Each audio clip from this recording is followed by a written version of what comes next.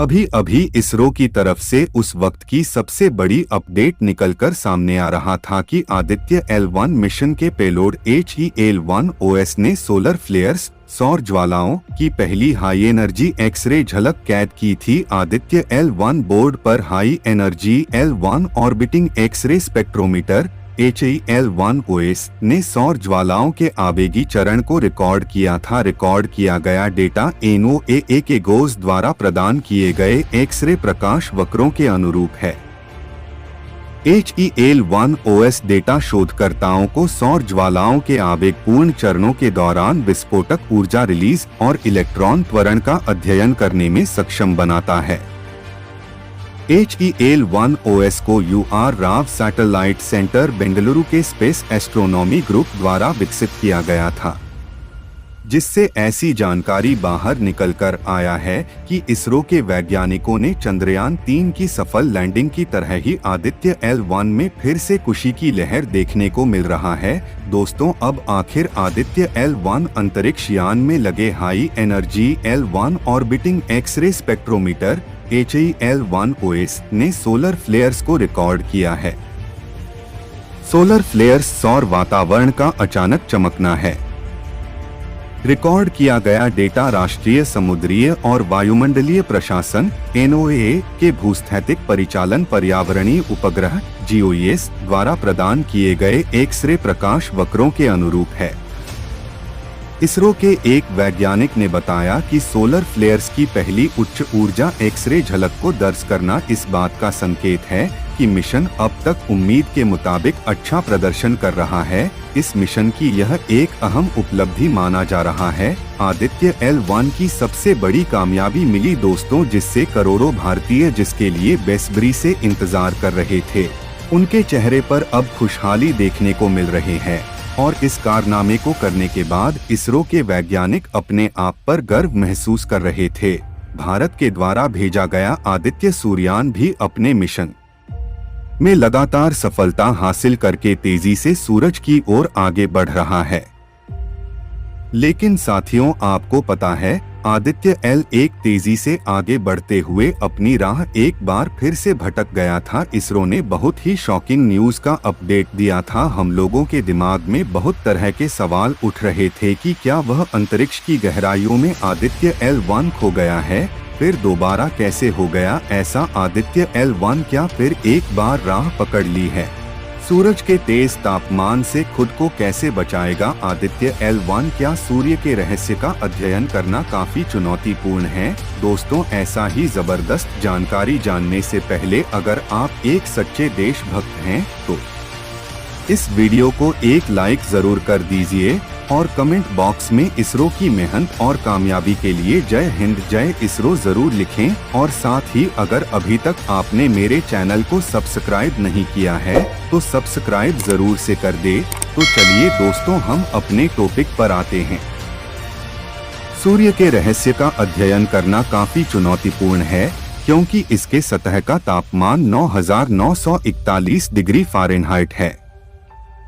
सूरज के बाहरी कोरोना का तापमान अभी तक मापा नहीं जा सका है। माना जाता है कि इसका तापमान लाखों डिग्री फ़ारेनहाइट होगा, जिससे सूरज के नजदीक पहुंचना नामुमकिन है। इसी को देखते हुए आदित्य L1 पृथ्वी और सूर्य के बीच की कुल दूरी के लगभग 1% दूरी 15 लाख किलोमीटर पर मौजूद L1 के पास की कक्षा तक जाएगा। इसरो के साइंटिस्ट का मानना है कि L1 बिना किसी बाधा के लगातार सूर्य के बारे में महत्वपूर्ण जानकारियां दे सकेगा, सूरज के तेज तापमान से खुद को बचाएगा। आदित्य L1 सूर्य के प्रचंड ताप से बचने के लिए आदित्य L1 में अत्याधुनिक ताप प्रतिरोधी तकनीक लगाए गए हैं। इसके बाहरी हिस्से पर स्पेशल कोटिंग की गई है जो सौर ताप से उसे बचाए रखेगा। इसके अलावा L1 में मजबूत हीट शील्ड और अन्य उपकरण भी लगाए गए हैं।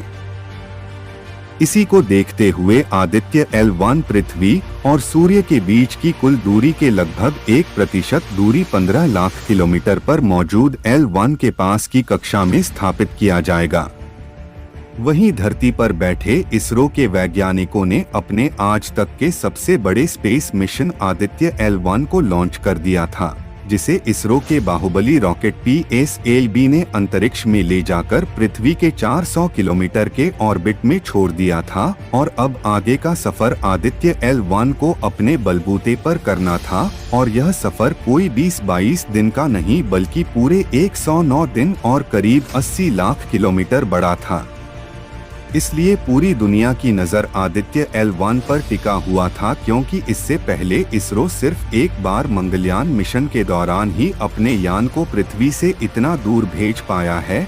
जिसके बाद हम एक बड़ी खुशखबरी मिली कि 30 सितंबर के दिन इसरो के वैज्ञानिकों ने कमांड सेंटर में बैठकर एक बटन दबाया, जिससे आदित्य L1 ने अपने इंजन ऑन करके 40,000 किलोमीटर की तेज रफ्तार से पृथ्वी की गोलाई वाली कक्षा छोड़ दी और L1 पॉइंट पर जाने के लंबे गैलेक्टिक हाईवे को पकड़ लिया। लेकिन वह कहते हैं ना कि ब्रह्मांड पर हमारा बिल्कुल भी कंट्रोल नहीं है, और वहां अचानक से मुसीबतें अंतरिक्ष यान के दरवाजे पर दस्तक दे देती है।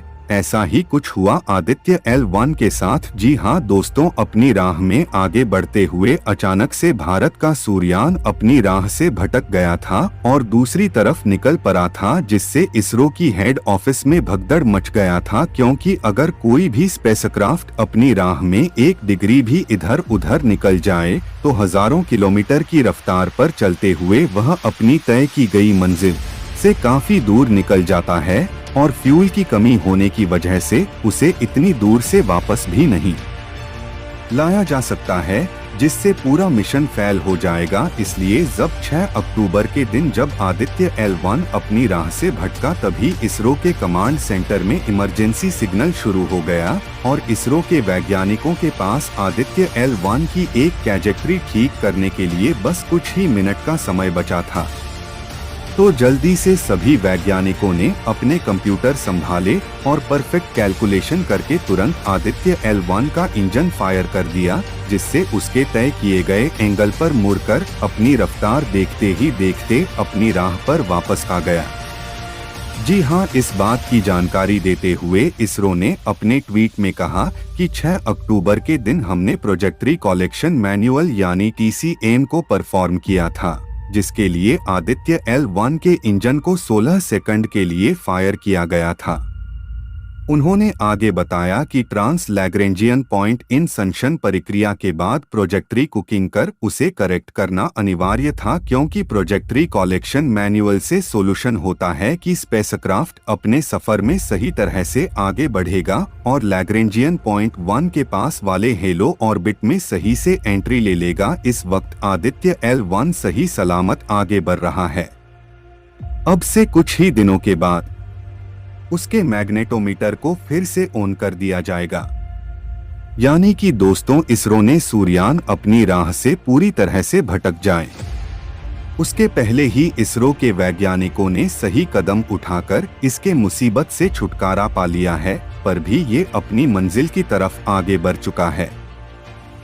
आपको बता दें कि सूर्य और पृथ्वी के बीच की दूरी लगभग 150 मिलियन किलोमीटर है और आदित्य L1 इस डिस्टेंस का लगभग 15 लाख किलोमीटर दूर ब्रह्मांड में मौजूद लैग्रेंजियन पॉइंट 1 पर जाने वाला है, जिसकी हेलो ऑर्बिट में यह बिना फ्यूल का इस्तेमाल किए अगले 4 से 5 साल तक घूमता रहेगा और वहां सूर्य का स्टडी करेगा। अब आपके दिमाग में यह सवाल आ रहा होगा, इतना दूर से ही करना था तो फिर पृथ्वी की निचली कक्षा यानी 400 किलोमीटर की ऑर्बिट में भी घूमकर तो सूर्य की ऑब्जर्वेशन की जा सकती है, तो फिर इतना दूर क्यों? आपको जानकारी के लिए बता दें कि लैग्रेंज पॉइंट 1 एक ऐसी जगह है जहां पर आदित्य L1 को किसी भी ग्रहण का सामना नहीं करना पड़ेगा, यानी कि वह 24 घंटे 365 दिन लगातार सूर्य की ऑब्जर्वेशन कर सकता है। वहीं इस पॉइंट पर सूर्य और पृथ्वी दोनों के ग्रेविटन फोर्स एक समान होने की वजह से एक दूसरे को कैंसिल कर देते हैं, यानी इस पॉइंट पर पहुंचने के बाद ना सूर्य और ना पृथ्वी आदित्य L1 पर ग्रेविटी यानी खिंचाव लगा पाएंगे, जिससे आदित्य L1 को ऑर्बिट में रहने में आसानी होती है।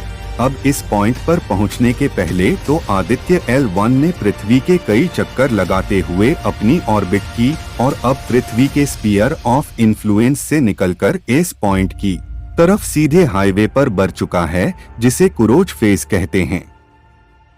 इस क्रूज फेज के खत्म होने के बाद यह लैग्रेंजियन पॉइंट 1 के पास एक बड़ा चक्कर लगाएगा और मौका मिलते ही L1 पॉइंट की ऑर्बिट में घुस जाएगा, जहां से इसका रिसर्च बोर्न शुरू होगा। अब चूंकि इसरो अपने स्पेसक्राफ्ट को डायरेक्ट भेजने की बजाय गोल गोल घुमा करके उनके फ्यूल को बचाते हुए आगे भेजेगा, इसलिए दूसरी स्पेस एजेंसीज के मुकाबले हमारा रास्ता थोड़ा बड़ा होता है। जैसे कि चंद्रयान 3 को 55 लाख किलोमीटर का सफर करना पड़ा था और अब आदित्य L1 को अपनी मंजिल तक पहुंचने में करीब 80 लाख से 1 करोड़ किलोमीटर का सफर तय करना पड़ेगा, जिसमें यह करीब 109 दिन लेने वाला है कि पहले हफ्ते में अपनी मंजिल में पहुंच जाएगा।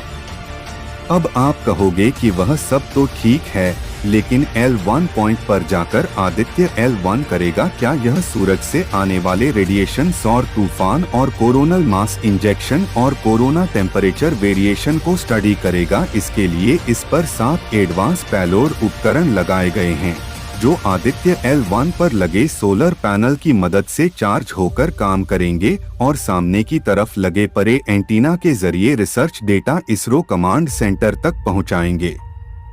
दोस्तों, आपको यह जानकर हैरानी होगी कि सूर्य के केंद्र का तापमान 15 मिलियन डिग्री सेल्सियस है, जबकि इसकी बाहरी सतह का तापमान सिर्फ 6000 डिग्री सेल्सियस है। लेकिन यही तापमान इसके वातावरण के आखिरी हिस्से यानी कि कोरोना तक पहुंचते पहुंचते 1 से 3 मिलियन डिग्री सेल्सियस हो जाता है। और आदित्य L1 यह जानने की कोशिश करेगा कि आखिर ऐसा क्यों होता है। इसके अलावा सूर्य समय समय पर मैटर को बाहर अंतरिक्ष में फेंकता है, जिसमें प्लाज्मा के साथ मैग्नेटिक फील्ड भी होता है, जो इतनी खतरनाक होती है कि अगर यह पृथ्वी के मैग्नेटोस्फीयर से टकरा जाए तो वातावरण के ऊपरी हिस्से में भयंकर रेडिएशन फैला दें। ऐसे में आदित्य L1 इस बात का पता लगाने की कोशिश करेगा कि कोरोनल मास इंजेक्शन कब और कितनी तीव्रता से होता है। वही सूरज से आने वाले सौर तूफान भी हमारी पृथ्वी के लिए काफी खतरनाक होते हैं, जिन्हें पृथ्वी की मैग्नेटिक फील्ड धरती पर आने से रोक तो देती है, लेकिन अगर हम स्पेसक्राफ्ट में बैठकर अंतरिक्ष में जाना है तो हमें सौर तूफानों से बचना होगा। इसलिए आदित्य L1 इन तूफानों पर भी नजर रखेगा और इसके अलावा सूर्य की ऑब्जर्वेशन करेगा। यानी कुल मिलाकर सूर्यान आदित्य L1 सूरज की उम्र रहस्यों से पर्दा उठाएगा जो आज तक अनसुलझे हैं, और अपने काम के लिए वह सूरज से मिलने वाली ऊर्जा का इस्तेमाल करेगा। 5 साल के मिशन के दौरान अंतरिक्ष यान L1 से ही सूर्य का अध्ययन करेगा। L1 अंतरिक्ष में स्थित वह स्थान है जहां सूर्य और पृथ्वी का गुरुत्वाकर्षण बल समान होता है। L1 के पास की कक्षा में रखे गए सैटेलाइट से सूर्य को बिना किसी छाया लगातार देखा जा सकेगा। दोस्तों, इस वीडियो को यहीं पर खत्म करता हूँ। इस वीडियो को एक लाइक जरूर करें और अपने दोस्तों तक इस वीडियो को शेयर करें ताकि उन्हें भी जानकारी मिल सके। दोस्तों, मेरे वीडियो को देखते हैं लेकिन सब्सक्राइब नहीं करते हैं, मेरे चैनल को सब्सक्राइब कर दे और बेल आइकन को ऑल पर सिलेक्ट करना बिल्कुल ना भूले। मिलते हैं किसी और नॉलेजेबल वीडियो के साथ। वीडियो को अंत तक देखने के लिए बहुत बहुत धन्यवाद आपको।